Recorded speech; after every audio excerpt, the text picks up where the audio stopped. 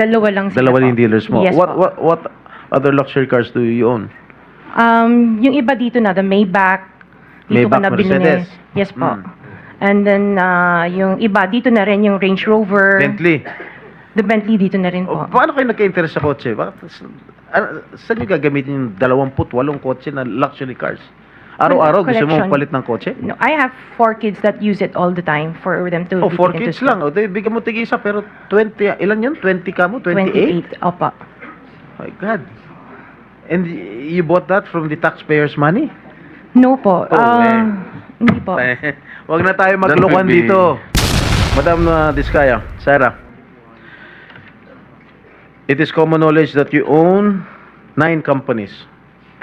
Namely, St. Gerard, St. Timothy, Alpha and Omega, Elite General Contractor and Development Corporation, St. Matthew, Great Pacific Builders, YPR General Contractor, Amethyst Horizon Builders, and Waymaker OPC. Am I correct? Yes po. Hanggang ngayon, up to now, you own these 9 construction companies? Yes po. All right. Since you started securing contracts from the DPWH, since kailan kayo nag-umpisa? 2012? DPWH. Yes. Yes po, 2012. Pag-usapan muna natin yung 2022 hanggang 2025. Ilan na po yung naging projects nyo sa DPWH? Marami na po. Ilan nga? I don't have Mahigit the figure. 400? Mahigit 500? Within the span of 3 years. I don't have the figures po. Estimate lang po, ballpark. Give me a figure. ballpark figure. Siguro po mga 400 ganun. I'm not Siguro. I'm really not sure. Okay. I don't have the figures with me. Sa loob, sa bawat taon, ilang bidding ang sinasalihan mo? Marami po kaming sinasalihan na bidding. All flood control projects? No po. Ano pa yung mga projects? Buildings, kalsada, Nationwide or only in Metro Manila? nationwide po. Nationwide. All right. Pero yung bulk ng mga projects na award sa ng DPWH, mostly sa Metro Manila. Am I correct? Hindi po, sa probinsya po. Sa iba-ibang lugar. No, the bulk of your contracts. Here in Metro Manila? No po, outside Metro Manila ang marami. Where na. outside? Where outside of Metro Manila? We have in Romblon, Cebu, Bohol, Bacolod, Zamboanga. Hindi naman po kami namimili ng lugar. Migos Project? Wala po. Sigurado ka? Opo, Yan, nanood definitely. ka. Dahil pag meron kami ma-discover na may ghost project, pakukulong kita rito. Minimum totoo. Wala po talaga. Meron ka mga pictures na lahat ng mga proyekto ginawa mo? Yes po, meron Nasaan? po kami. Lahat ng mga 400 projects, meron kang litrato? Yes po. O i-submit mo rito sa committee. Okay po. Okay. Sa mga bidding na sinasalihan mo ng mga kumpanya mo, itong siyam na kumpanya, ilang beses kayo nanalo? At ilang beses, kung natatalo rin kayo sa Actually, bidding, I ilang don't beses have kayo the natatalo? actual figures, pero sa panapanalunan, very minimal lang po talaga, mga 2%. Pero ang dami namin projects po na sinasalihan na bidding. So, sa loob ng isang taon, pag nagbibidding isang kumpanya mo, halimbawa itong ano ba yun, yung Alpha Phi Omega, ilang beses kayo nagbid sa isang taon at ilang beses kayo nanalo? Madami po kaming sinasalihan. I really don't have the figures right now, You know, but I if you can... come here, you have to come here prepared. Yes You do po. not come here unprepared. Alam mo, natatanungin ka eh.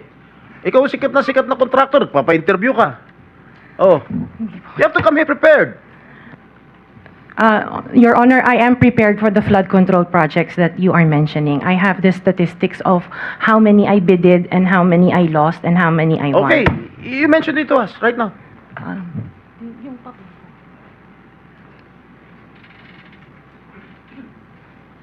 You are asking her to relate the 400. No, Parang mahirap naman yata. hindi. 400. In 2022, I bidded for 491 projects. This is just for the flood control, Your Honor. How many projects? For 491. 191? 491. I joined the bidding. Po. Oh. This is in 2022. I only got 71 projects from the 491 na sinalinan ko po. 71 only. How many companies?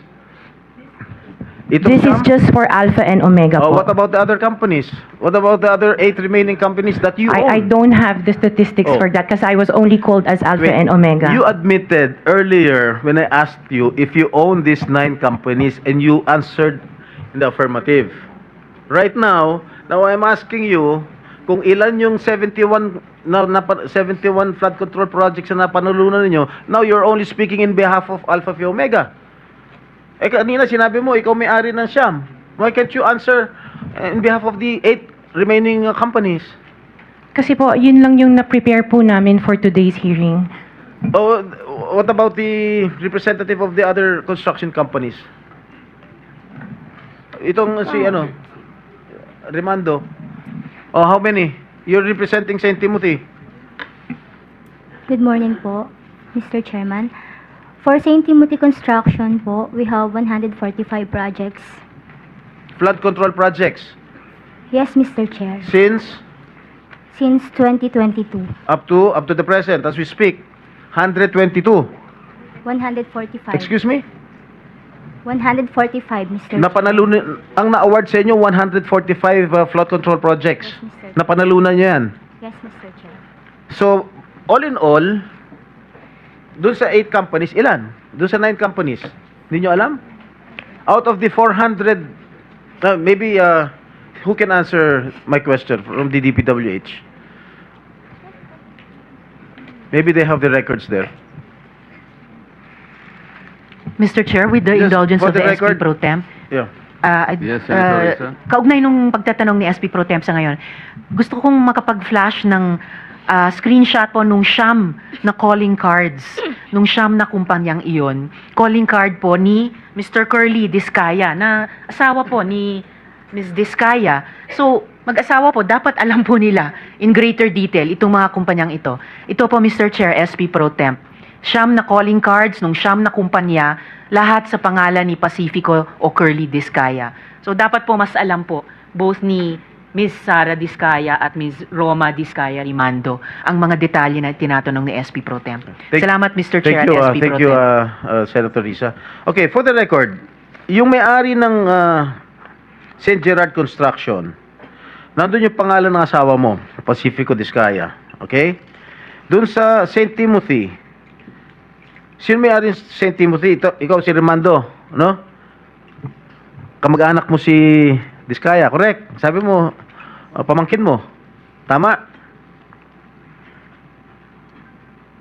And who is this Maritoni Miligrito, the owner of Elite General Contractor?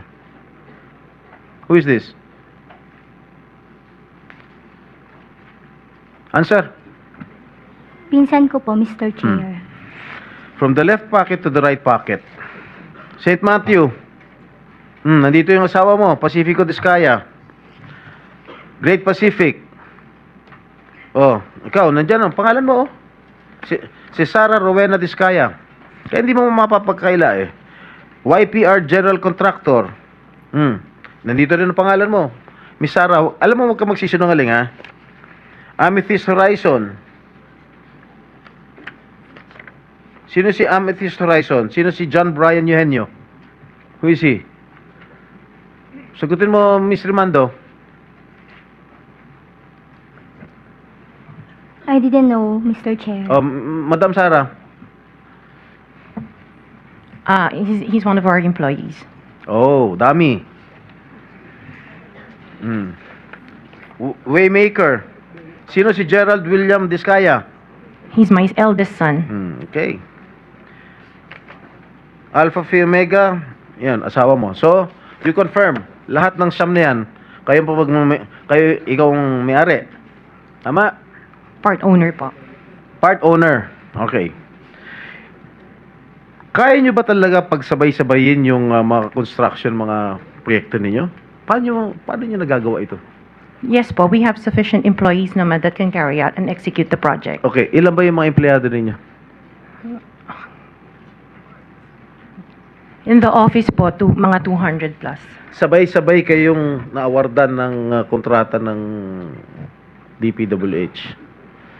Alam mo, nakakapagtaka dahil kayo lagi nakakuha ng DPWH contracts, ha? Sino ba talaga sa DPWH ang nagbibigay sa inyo listahan ng mga projects for bidding? Turo mo na. Wala po akong knowledge po. Talaga? Ba't Yes, nakakapagtaka dahil yung siyam na construction companies nyo, yun ang laging favored, kumbaga, sa bidding. Kasi ang balita ko, isa kayo sa mga una nakakita at nakakapili ng mga projects. Bago pa mabuo ang National Expenditure Program, yung tinatawag natin na NEP. Parang menu lang sa restaurant na nakaka-order kayo kagad. Sinong point person nyo sa DPWH na nagbibigay sa inyo ng informasyon na ito, o para sa inyo, ito para sa kanya? Sino? Sir, wala po akong nakakausap po. Wala kang kilala sa DPWH? Wala po. Hindi kami maniniwala niyan, wala kayong kilala sa DPWH. Meron ako yung mga engineer, yung mga district engineers, Oh, saka yun nga pala. Sino yung mga district engineer na nakilala mo? pero hindi po sila nagbibigay ng project po sa akin. At tinatanong ko, wala naman ako sinasabi sa'yo kung nagbibigay sila ng project. Sino ang kakilala mo sa DPWH? Sila, mga DE po. DE Yeah, okay. ng, Sabi mo, sino? teka sandali. DE ng Laguna, Sino DE nga? ng... Banggitin mo yung pangalan. I can't remember their names kasi I don't transact on Okay, behalf of the DE ng company. Laguna. Sino pa? DE ng Bulacan, Hmm. DE ng... Is he here? Nandito ba? Yung DE ng Laguna, DE ng Bulacan, nandito ba? DE ng Bulacan nandito. Okay, paano nyo nalalaman ang mga projects for the bidding? Sino ang nagbibigay ng listahan sa'yo? We don't have a list. Naka 6 minutes ka na, erap.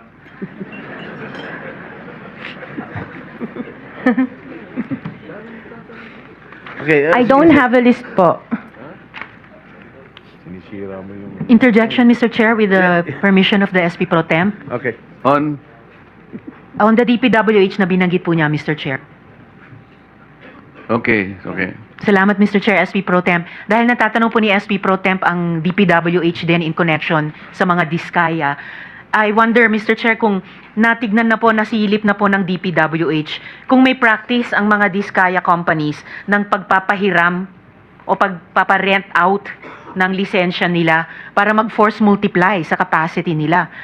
Para kahit 200 lang daw ang staff sa opisina, kaya nilang mag-implement ng 491 projects or 71 projects, 145 projects in any 1 year. I wonder, Mr. Chair, kung Incidentally- nasilip na po yun ng DPWH. Incidentally, Senator Risa, you are the next interpellator, so you may want to continue with your 5 minutes. Thank you. Will do. Thank you, Mr. Pinatapos Chair. mo na ba ako, Chair? Ha? Okay. One last question, if I may. One last question, Mr. Chair, Senator Risa. Madam Diskaya, saan nyo ba kinukuha yung mga coaching imported, mga luxury cars? Ang balita ko, dun sa interview mo, binili mo yung isang Rolls Royce dahil nagandahan ka sa payong. Tama ba? Sir, yes po. Samantalang, ilan yung luxury cars mo? Nasa 28 po. 28 lang. Ano Yes. ano ito mga ito? Rolls Royce, Ferrari. I don't have a Ferrari. Ano yung mga luxury cars? Lamborghini. No rin. Cadillac. Saan binili? Sagutin mo na. Saan mo binili? Sa dealer po. Sino dealer? Dito, local? Free- Local dealer o sa abroad? Freebell Enterprises tsaka yung isa Auto Art. Dito, sa Pilipinas? Yes po. Hindi ka nag-import? No po. Dito, may dealer ng mga Yes po. Rolls Royce. May dealer ng Rolls Royce meron dito. po. Ano pa yung mga ibang luxury cars mo? Yung ano tawag dito, yung Cadillac and the GMC. Cadillac Escalade, ganon? Yes po. Oh.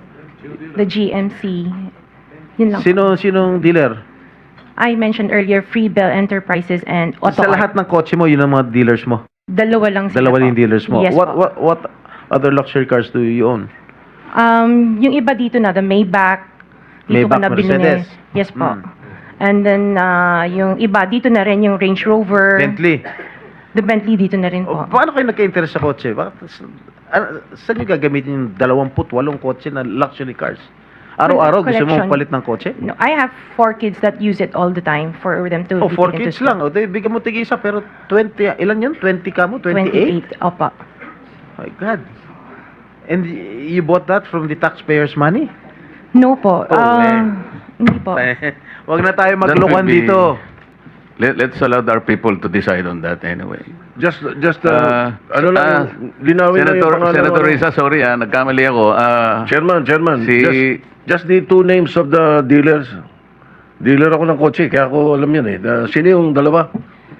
Pinagkukunan mo ng luxury cars? Free Bell Enterprises Ha? and Free Bell Enterprises Free Bell. and yung isa Auto Art.